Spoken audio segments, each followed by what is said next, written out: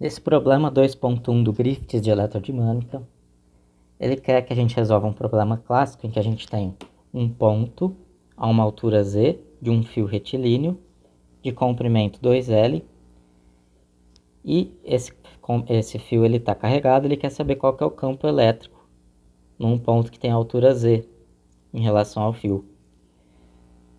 Bom, então a gente sabe que o campo elétrico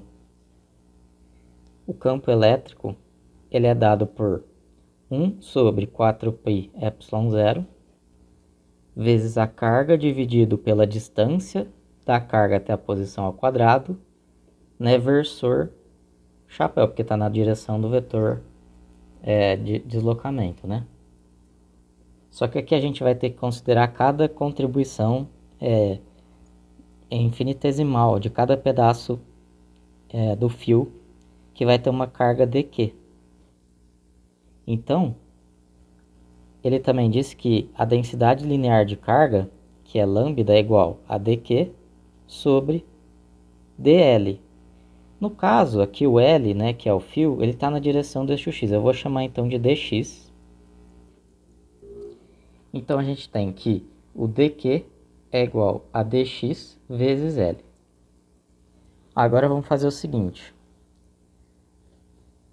Eu vou olhar para o problema e vamos perceber que as componentes, por exemplo, esse elemento aqui, que está marcado aqui, ele vai gerar um campo elétrico nessa direção aqui, certo? Que é a direção do vetor R.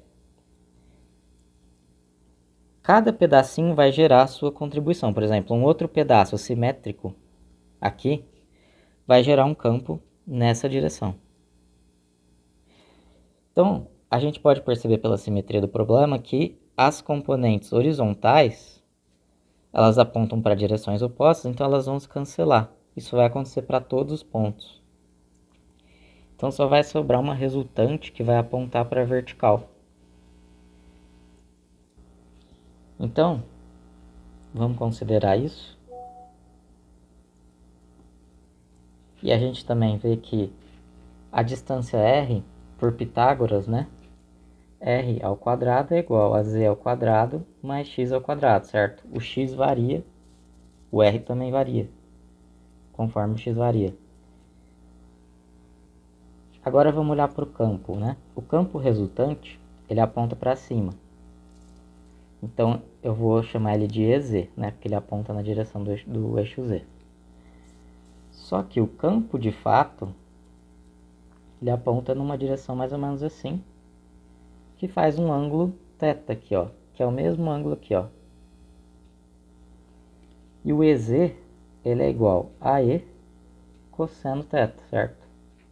E o cosseno de θ é R, cateto adjacente, sobre a hipotenusa Z.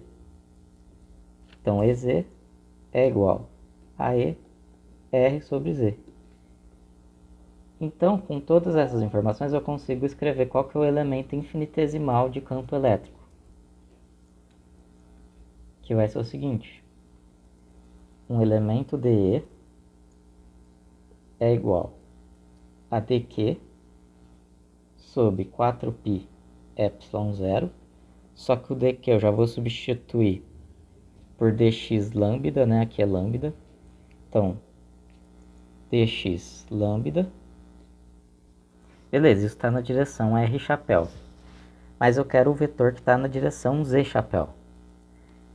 Então, eu vou fazer o seguinte, o dEz é esse cara vezes o cosseno de θ, que é R sobre Z.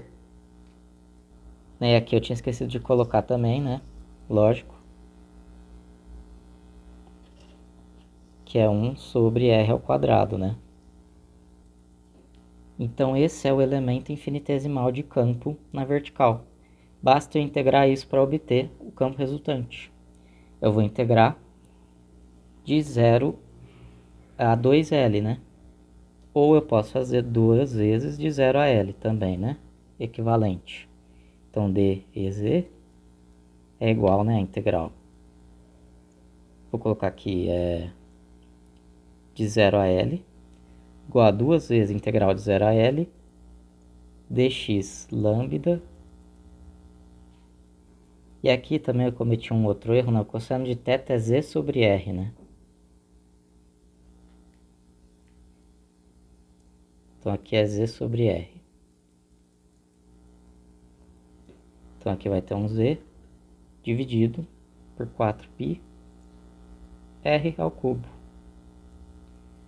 Então basta resolver essa integral para a gente ter o campo resultante.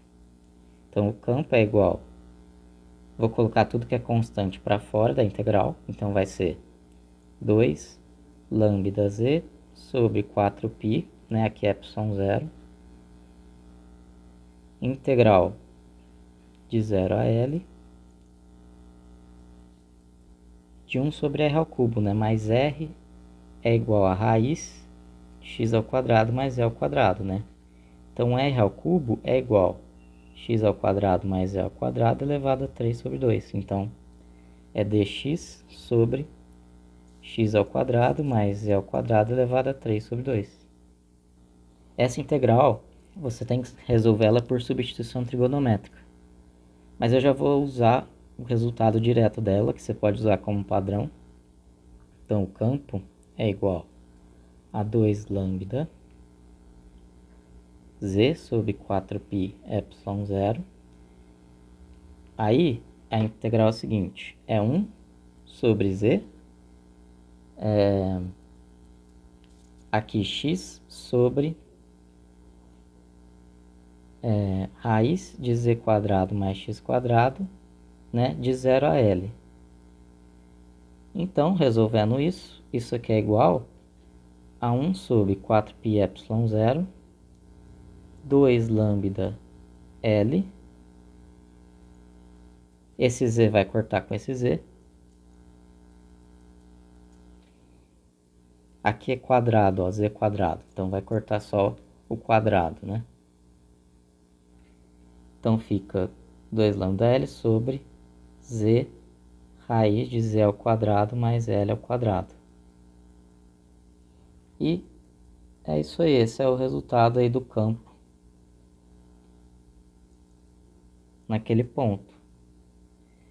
Aqui a gente pode fazer algumas considerações, né? Quando o z é muito maior que o L, ou seja, o ponto está numa altura muito grande, é como se o fio fosse uma carga pontual. Então, se a gente faz o z muito maior que o L, né? A gente pode sumir com o L aqui. Então, vai ficar raiz de z ao quadrado, que é z. Então, z vezes z vai ficar z ao quadrado. Então, esse é o campo. Então, é como se fosse o campo de uma carga pontiforme. Outra consideração que pode ser feita é fazer o L tender ao infinito, né? Quando o L vai para o infinito, né, a extensão do fio vai para o infinito. Então, a gente obtém o campo elétrico de um fio infinito. Porque se eu colocar aqui o Z, o L em evidência, ele vai sair da raiz e vai cortar com esse L aqui em cima. E vai sobrar um Z aqui, vai sobrar... Ó, porque é o seguinte, né? Eu vou fazer assim, ó. Eu vou colocar o L ao quadrado em evidência, então eu vou ter z ao quadrado sobre L ao quadrado mais 1.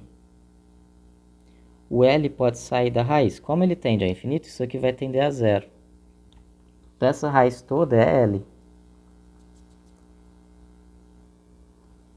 Que vai cortar com esse L aqui de cima. Então vai ficar só um Z aqui no denominador. Então esse é o campo para um fio infinito. Certo?